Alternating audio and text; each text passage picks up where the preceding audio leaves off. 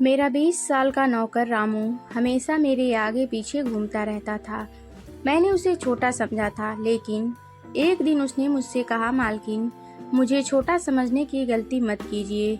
उस रात जब मैंने उसे देखा तो मैं आश्चर्यचकित हो गई थी, क्योंकि उस रात रामू ने 20 साल के लड़के की तरह नहीं बल्कि 30 साल के आदमी की तरह मेरा हेलो दोस्तों, आज की इस अनोखी कहानी में आप सभी का स्वागत है। जब से रामू मेरे पास सोने लगा था, तब से मेरे शरीर में बदलाव आने लगे थे। मुझे लगा था कि रामू छोटा है और उसे कुछ समझ नहीं आता होगा, लेकिन धीरे धीरे उसके असली रंग मुझे दिखने लगे। मैंने कभी सोचा भी नहीं था कि 20 साल का लड़का मेरी तरह की 40 साल की महिला को इतना सुख दे सकता है। रामू 20 साल का था। उसे मैं गांव से अपने घर काम के लिए लाई थी। मेरे घर में सिर्फ मैं और मेरा 1 साल का बेटा था। जब मैं काम पर जाती थी तो रामू मेरे बच्चे की देखभाल करता और वह मेरे घर में ही रहता था। मैं बिना शादी के माँ बन गई थी। मेरे प्रेमी ने शादी का झांसा देकर मुझसे प्रेम का खेल खेला। जब मैं गर्भवती हो गई तो मैं उसके घर गई और वहाँ मैंने देखा कि उसकी शादी हो रही थी। उसने मुझसे प्रेम का नाटक किया और किसी और लड़की से शादी कर ली थी। मेरे पेट में पल रहे बच्चे को मारने का मेरा मन नहीं हुआ और जब मैंने गर्भपात कराने का सोचा तब तक समय निकल चुका था। मैं 5 महीने की गर्भवती हो चुकी थी।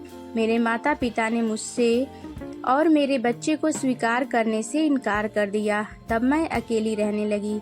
कई महीने पहले मैं अपने गांव गई थी, अपने दादा के 100वें जन्मदिन के लिए। मेरे दादा ने मुझे जन्मदिन का निमंत्रण भेजा था और इसलिए मैं गांव गई थी। मेरे बेटे को वहां सिर्फ मेरे दादा ने ही प्यार से गोद में लिया था। आरव उनके पास खेल रहा था। तभी ऑफिस से मेरा फ़ोन आया और मैं कुछ देर के लिए फ़ोन पर बात करने लगी। बाहर चली गई। जब मैं वापस आई तो मेरा आरव दादा के पास नहीं बल्कि घर के एक नौकर के पास था। मैंने देखा कि आरव उस नौकर के पास अच्छे से खेल रहा था। मैंने अपने बच्चे को उस नौकर से लिया और वहां से जाने लगी। तभी उस नौकर ने मुझे रोका। वह कहने लगा, मालकिन, मुझे थोड़ी मदद चाहिए। मुझे पैसे की नहीं बल्कि काम की ज़रूरत है। उसने अपना परिचय दिया और कहा, मैं रामू हूँ। मैं इस घर में गाय भैंस के गौशाले की सफाई का काम करता था, लेकिन अब बड़े साहब गाय भैंस बेचने की बात कर रहे हैं। अगर आपके पास कोई काम हो तो दीजिए। मुझे काम की बहुत ज़रूरत है। मेरे माता पिता भी मजदूरी करते हैं। मुझे काम की बहुत ज़रूरत है। तब मैंने कहा, मेरे बच्चे की देखभाल का काम है, लेकिन इसके लिए तुम्हें शहर चलना होगा। इस काम के लिए मैं तुम्हें 5,000 महीना दूंगी। रामू मेरे साथ शहर आने के लिए तैयार हो गया। आरव उसके साथ अच्छे से रहता था और यह देखकर मैंने रामू को अपने घर लाने का फैसला किया। रामू तब से मेरे घर में ही रहने लगा। उसने कहा कि हर 4 महीने बाद जब थोड़े पैसे जमा हो जाएंगे तब वह अपने गांव जाएगा। रामू दिन भर मेरे बच्चे की अच्छे से देखभाल करता और घर के कामों में भी मेरी मदद करता। रामू को घर आए 1 महीना हो चुका था और इस 1 महीने में उसने मेरा दिल जीत लिया था। उसकी देखभाल से मेरे बेटे की सेहत भी सुधर गई थी। जो आरव मुझे परेशान करता था, अब वह रामू के हाथों से अच्छे से खाना खाता था। मैंने रामू को एक अलग कमरा दिया था। एक दिन रात में आरव बहुत रोने लगा। किसी भी तरह से चुप नहीं हो रहा था। बच्चे की रोने की आवाज़ सुनकर रामू मेरे कमरे में आया और उसने आरव को मुझसे ले लिया। रामू के पास जाते ही आरव शांत हो गया था। रात बहुत हो चुकी थी। आरव रामू को छोड़ नहीं रहा था, तो मैंने रामू को अपने कमरे में ही सोने के लिए कह दिया। सुबह जब मैं उठी तो आरव रामू से लिपटकर सो रहा था। उस रात के बाद से रामू आरव के लिए मेरे कमरे में सोने लगा। रामू के आने के बाद सब कुछ अच्छे से चल रहा था। रामू के काम से खुश होकर छुट्टी के दिन मैं उसे मॉल लेकर गई। वहाँ मैंने उसके लिए अच्छे कपड़े खरीदे और सैलून में जाकर उसकी नई हेयर स्टाइल बनवाई। रामू देखने में अच्छा था, लेकिन वह एकदम साधारण तरीके से रहता था। उस दिन मैंने उसका पूरा लुक ही बदल दिया था। उसे नए अंदाज में देखकर मैं भी उस पर विश्वास नहीं कर पा रही थी। कल तक जो एक साधारण सा नौकर था, वह इतना हैंडसम और स्मार्ट दिख सकता है, इसकी मैंने कल्पना भी नहीं की थी। मॉल से हम घर आए तो आरव आते ही सो गया था। मैंने उसे कमरे में बिस्तर पर सुला दिया और पानी पीने के लिए बाहर जाने लगी।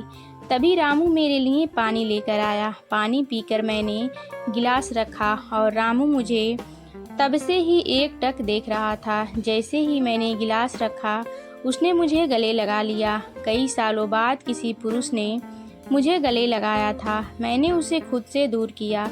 तब रामू ने कहा, मालकिन, आपकी वजह से आज पहली बार मैंने खुद से प्यार करना सीखा है। जिंदगी बहुत खूबसूरत है, बस इसे जीना आना चाहिए।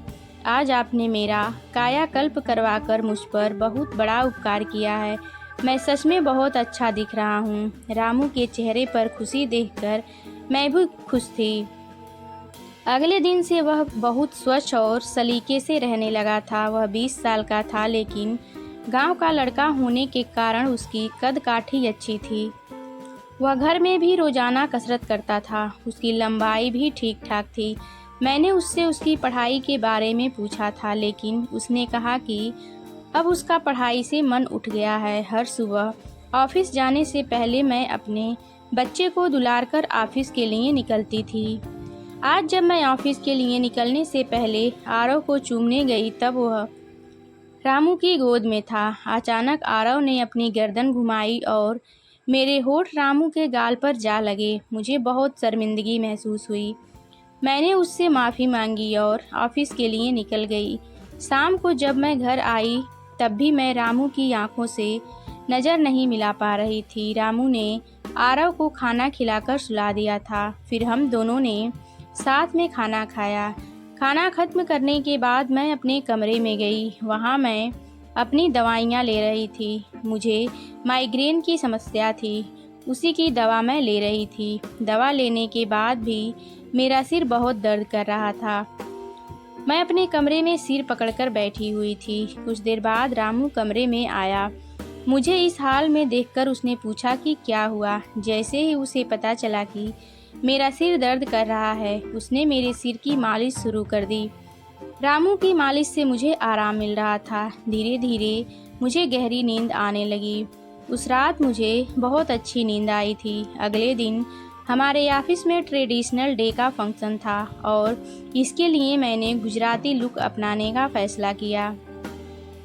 मैंने घाघरा पहन लिया था, लेकिन स्कर्ट का नॉट बांधने में मुझे दिक्कत हो रही थी। तब मैंने रामू को कमरे में बुलाया और उससे नॉट बांधने को कहा। नॉट बांधते समय उसका हाथ मेरी खुली पीठ पर से गुजर रहा था। मैंने उसे छोटा समझा था, इसलिए मैंने उसे यह काम करने के लिए कहा था। मेरे पास और कोई विकल्प भी नहीं था। तैयार होकर जब मैं जाने लगी तो रामू ने मुझे रोका और अंदर से काजल लेकर आया। उसने मेरे कान के पीछे काजल लगाया और कहा, मालकिन, अब आपको किसी की नज़र नहीं लगेगी। आप बहुत सुंदर लग रही हैं। उसकी बात सुनकर मैं हंसी और चलने लगी। उस दिन शाम को जब मैं घर आई तो मेरे साथ मेरी एक सहेली और उसका प्रेमी भी आया। रामू ने आज बहुत अच्छा खाना बनाया था। मेरी सहेली प्रिया 4 दिन मेरे घर रुकने वाली थी। अगले 3 दिन उसका प्रेमी भी मेरे घर पर ही था। अगले दिन रात को रामू ने खाना बनाया और प्रिया और उसके प्रेमी को खाने के लिए बुलाया, लेकिन वे दोनों कमरे में ही ड्रिंक कर रहे थे। प्रिया तो बहुत ज़्यादा पी चुकी थी। वह खाना खाए बिना ही सो गई। उसका प्रेमी रोहन हमारे साथ खाना खाने बैठा। उसने कहा, प्राची, तुम प्रिया से भी ज़्यादा सुंदर हो। रोहन के बोलते ही रामू उसे गुस्से से देख रहा था। खाना खत्म करने के बाद अपने कमरे में चला गया। उसके जाते ही रामू मुझसे कहने लगा, मालकिन, आपके यह कैसे दोस्त हैं? मुझे उस आदमी की बात बिल्कुल भी अच्छी नहीं लगी। तब मैंने रामू से कहा, मैं तुझे घर के सदस्य की तरह मानती हूँ। इसका यह मतलब नहीं कि तू मेरे मेहमानों से कुछ भी कहे। तेरा काम है आए हुए मेहमानों की सेवा करना, इसलिए तू सिर्फ वही कर, बाकी मुझे कुछ सिखाने की ज़रूरत नहीं। रामू को डांट कर मैं अपने कमरे में चली गई। मैंने उसे डांट दिया था, फिर भी वह मेरे लिए पानी लेकर आया। तब मैंने अपनी दवा ली और पानी पीकर सो गई। आज रामू मेरे कमरे में सोने नहीं आया था, ऐसा मुझे लगा, लेकिन सुबह जब मेरी आँख खुली तो मैंने उसे अपने बगल में पाया। सुबह मेरी आँख खुली तो मेरे सामने प्रिया थी। वह बहुत गुस्से में लग रही थी। रामू को मेरे सामने लाया गया। उसके हाथ में प्रिया की ओढ़नी बंधी हुई थी।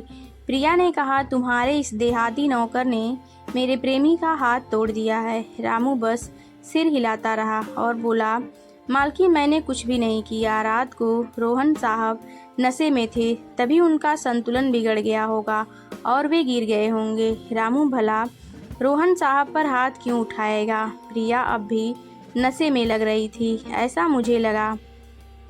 रामू ने मेरे लिए उन दोनों से माफ़ी मांगी। प्रिया और रोहन तभी वहाँ से चले गए। रामू मुझसे भी माफ़ी मांगने लगा। मुझे पता था कि उसने कुछ नहीं किया था। आज मैंने छुट्टी ली थी क्योंकि कई दिनों से मैं बहुत व्यस्त थी। आज सोचा कि खुद के लिए थोड़ा समय निकालूं। नाश्ता करने के बाद मैं फिर से 1 घंटे के लिए सो गई। आरव भी मेरे साथ सो गया था। उठने के बाद मुझे 1 कप चाय की ज़रूरत हुई। मैं रामू को चाय बनाने के लिए पुकार रही थी, लेकिन उसकी तरफ से कोई जवाब नहीं आ रहा था। उसे ढूंढते ढूंढते मैं उसके कमरे में गई। वहां जाकर देखा कि रामू अभी अभी नहाकर बाथरूम से बाहर आया था। उसने शर्ट नहीं पहनी थी। मैंने पहली बार उसे इस तरह देखा। रामू का शरीर बेहद मजबूत था। उसका शरीर किसी योद्धा की तरह दिख रहा था। मैं उसे टकटकी लगाकर देख रही थी। मुझे उस वक्त कोई होश नहीं था। कई सालों बाद मैं किसी जवान पुरुष को इस तरह बिना कपड़ों के देख रही थी। मैं उसे टकटकी लगाए देख रही थी। तभी रामू ने मुझे आवाज़ दी। वह मेरे सामने शर्ट पहनकर खड़ा था, फिर भी मैं अपने सुध बुध खोए उसे देख रही थी। उसने मेरी आंखों के सामने चुटकी बजाई। तब मैं होश में आई और उससे कहा कि मेरे लिए चाय बना दे। आज घर में ही थोड़ा खुद का स्किन केयर करने का सोचा, इसलिए दोपहर के समय मैं अपने कमरे में अपना पार्लर चलाने लगी। उस समय मैंने शॉर्ट्स और गाउन पहन रखा था और मैं अपने पैरों का वैक्सिंग कर रही थी। वैक्सिंग करते समय गलती से मैंने थोड़ा ज़्यादा गर्म वैक्स अपने पैर पर लगा लिया, जिससे जलन हुई और मेरे मुंह से तेज़ आवाज़ निकल गई। मेरी आवाज़ सुनकर रामू दौड़ता हुआ मेरे कमरे में आया। उसने मेरे जले हुए पैर को देखा। उसने मेरे पैर से गर्म वैक्स हटाया और वहाँ क्रीम लगा दी। उसके हाथ बार बार मेरे पैर पर अनजाने फिर रहे थे और उस वक्त मेरे मन में जो भावनाएं उत्पन्न हो रही थीं, उन्हें व्यक्त करना मेरे लिए मुश्किल हो रहा था। रामू की नज़र मुझ पर पड़ते ही मैं दर्द से कराह उठी। मुझे इस हालत में देखकर उसने कहा, मेम साहब, अब आप बस आराम से लेट जाइए। आपको जो भी करना है मुझे बताइए, मैं आपकी मदद कर दूंगा। मैंने उसे मेरे दूसरे पैर का वैक्सिंग करने को कहा। रामू ने जैसा मैंने बताया वैसा ही किया। उसने मेरे चेहरे की मसाज भी कर दी। उसके स्पर्श से मुझे बहुत आराम मिला। आज का छुट्टी का दिन मेरे लिए आरामदायक बीता। रामू में हर गुण भरा हुआ था। वह किसी भी काम में पीछे नहीं था। आज रात मैंने उसे मेरे कमरे में सोने के लिए मना कर दिया। दिन भर मैं घर में ही नहीं होती। कम से कम रात को तो मुझे मेरे बच्चे के साथ अकेले समय बिताना चाहिए। हर बार रामू का आना मुझे पसंद नहीं था, इसलिए मैंने उसे कमरे में सोने के लिए मना कर दिया। इस तरह दिन बीतने लगे। कुछ दिनों तक रामू के बिना आरव रात को सो नहीं पाता था, लेकिन धीरे धीरे उसने रोना बंद कर दिया। मुझे अपने अंदर कुछ बदलाव महसूस होने लगे थे। सुबह उठते ही मेरा शरीर बहुत दुखने लगता था। अचानक यह सब क्यों हो रहा है, समझ नहीं आ रहा था। कुछ दिनों में मेरी शारीरिक पीड़ा इतनी बढ़ गई कि मुझे बिस्तर से उठने की भी इच्छा नहीं होती थी। तब मैंने ऑफिस से 1 हफ्ते की छुट्टी ले ली। कुछ दिनों आराम किया, शायद थोड़ा ठीक हो जाऊं। अब पूरा वक्त आरव रामू के साथ रहता था। जब मुझे भूख लगती तो वह बीच बीच में मेरे पास आ जाता।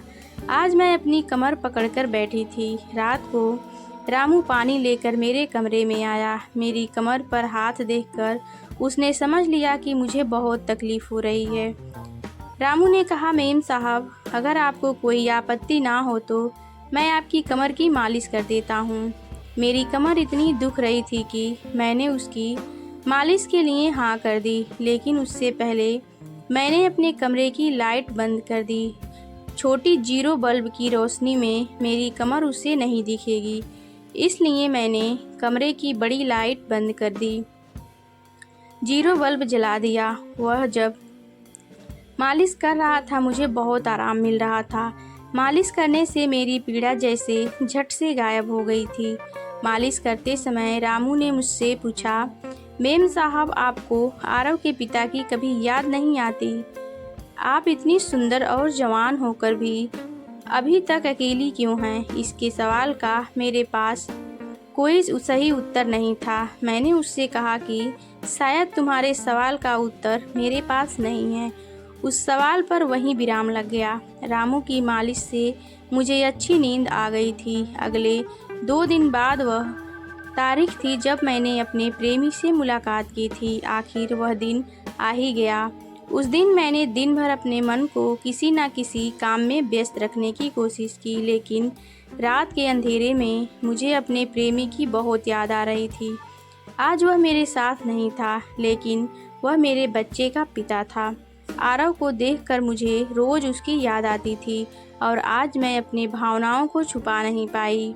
मैं अपने कमरे में ज़ोर ज़ोर से रोने लगी। आरव पास में सो रहा था, इसका भी मुझे ध्यान नहीं रहा। मैंने आज अपनी दवाइयाँ भी नहीं ली थी। रामू पानी लेकर मेरे कमरे में आया। मुझे रोते हुए देखकर उसने मुझे पानी पिलाया।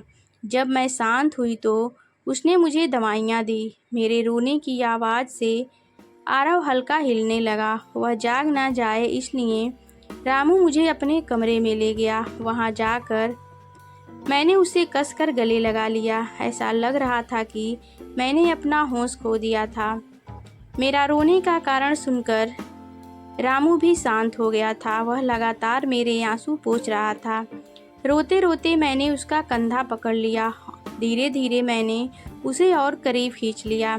मैंने उससे कहा, रामू, आज की रात मैं तुम्हारे साथ बिताना चाहती हूँ। तब रामू ने कहा, मेम साहब, मैं अभी छोटा हूँ, मुझे कुछ भी नहीं आएगा। उसकी बात सुनकर मैंने उसे और पास खींच लिया। उस रात मैं उसके कमरे में थी, लेकिन सुबह जब मैं उठी तो वह मेरे पास नहीं था। उसकी शर्ट वहीं पड़ी हुई थी। जब मैं बाहर गई तो मैंने देखा कि रामू मेरे बच्चे को दूध और बिस्किट खिला रहा था। मुझे आरव का ख्याल नहीं आया था, लेकिन रामू ने नहीं भुलाया। उसने हम दोनों माँ बेटे को खुश कर दिया था। रात की थकान के बाद मैं सुबह देर से उठी थी। दिन भर रामू ने मुझसे नज़रें नहीं मिलाई। आज प्रिया मुझसे मिलने घर आई थी। वह रामू की तरफ देख भी नहीं रही थी।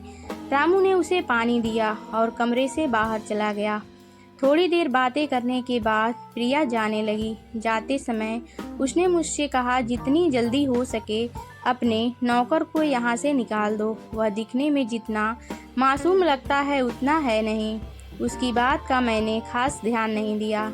रोज की तरह रात को खाना खाने के बाद रामू ने मुझे पानी का गिलास मेरे कमरे में ला कर दिया और उसने आरव को भी सुला दिया था।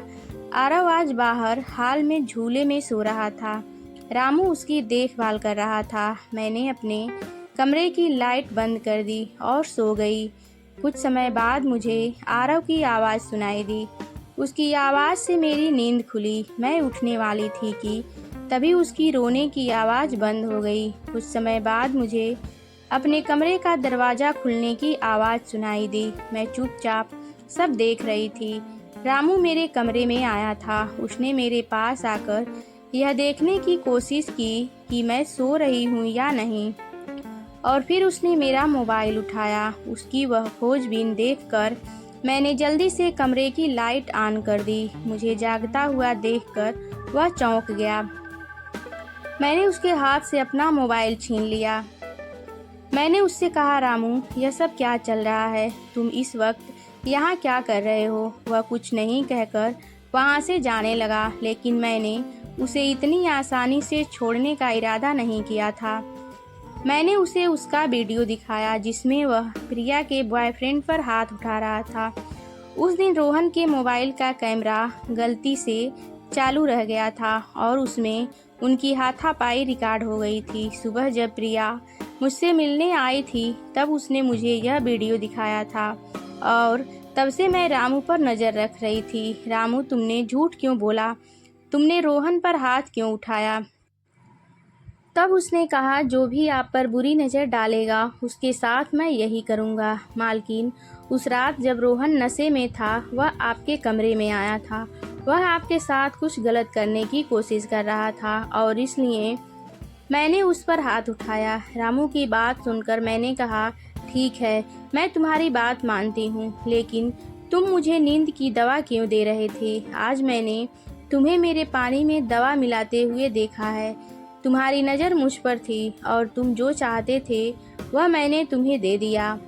अब अपना हिसाब करो और गांव निकलो। मेरी बात सुनकर रामू बोला, मालकिन, आप जैसा सोच रही हैं वैसा कुछ भी नहीं हुआ है। कल रात मैंने आपके साथ कुछ भी गलत नहीं किया। मैंने आपके पानी में नींद की दवा मिलाई थी जिससे आप मेरे पास आते ही सो गई थी और मुझे आपके साथ कुछ भी गलत नहीं करना था। कुछ दिन पहले मैंने आपको रात में फ़ोन पर बात करते हुए देखा था। मैंने आपकी बातें सुनी थी। आप फिर से अपने उस प्रेमी से मिलने की तैयारी कर रही थी। आपकी मुलाकात आपके ही घर में तय हुई थी। मुझे यह सब पता था आप उससे ना मिले, इसलिए मैं आपको रात में नींद की दवा दे रहा था। वह व्यक्ति अब भी आपको धोखा दे रहा है। वह आपसे झूठ बोल रहा है। वह आपके बच्चे को आपसे छीनने के लिए आपके करीब आ रहा है। उसकी पत्नी को बच्चा नहीं हो सकता, इसलिए वह आपके पास आ रहा है। उसने अपनी पत्नी को तलाक नहीं दिया है। वह आपसे झूठ बोल रहा है। रामू, तुम हो कौन? तुम्हें यह सारी जानकारी कैसे मिली? तब उसने कहा, आपके बाबा साहेब ने मुझे आपका फ़ोटो दिखाया था। मुझे आप पहली नज़र में ही अच्छी लगी थी, लेकिन बाबा साहेब ने यह भी कहा था कि आप शादी के खिलाफ हैं। तब मैंने उनके साथ मिलकर यह प्लान बनाया। आपके दिल में अपनी जगह बनाने के लिए मैं यहाँ आया था, लेकिन यहाँ आने के बाद मैंने देखा कि बहुत से लोग आप पर बुरी नज़र रखते हैं। इसलिए मैंने आपकी सुरक्षा करनी शुरू कर दी। रामू 20 साल का नहीं था। मेरा पहला शक सही निकला। वह 30 साल का था और एक अच्छी नौकरी पर था। उसने मेरे प्यार के लिए इतनी मेहनत की थी। रामू ने मेरे प्रेमी के बारे में जो भी कहा था वह सब सच था। रामू ने मेरे प्रेमी की सारी जानकारी सही निकाली थी। रामू जैसा ईमानदार पति और मेरे बच्चे का पिता मिलना मेरे लिए बहुत बड़ी बात थी। मैं अपने प्रेमी के धोखे के जाल में फंसने से बच गई थी। आज मैं विक्रांत उर्फ रामू के साथ बहुत खुश हूँ। वह मुझसे और मेरे बच्चे से बहुत प्यार करता है।